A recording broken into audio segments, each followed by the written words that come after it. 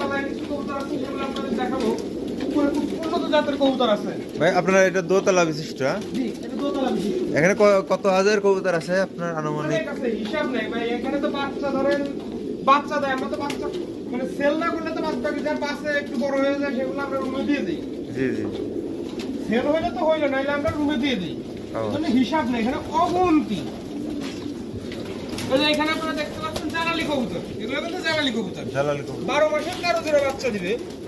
আর বেশিরভাগ সময় আমরা সবাই জানি কবুতর 12 মাসে 13 জোড়া বাচ্চা দেয়, কিন্তু এক জোড়া বাঁচে না, মানে এক জোড়া ডিম নষ্ট হয়ে যায়। জি জি। এটা কবুতরের নিয়ম। আপনাদের এই আবদ্ধ ঘরের একটা উপকৃত হলো, বাইরে কবুতর যাচ্ছে না, হারিয়ে যাচ্ছে না, তাই না?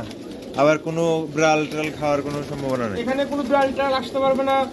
আবার দেখা যায় বিড়াল যদি আসে, এখানে যদি আপনারা জানেন যে আপনারা খোলাভাবে যারা কবুতর পোষেন, ঘরে যে বিড়াল দেখে যদি ভয় পায়, তাহলে কিন্তু কবুতর ঘর থেকে চলে যায়, আপনার বাসা থেকে আর সেই কবুতর আর আসবে না। জি জি। এতে করে আপনাদের অনেক লস হয়।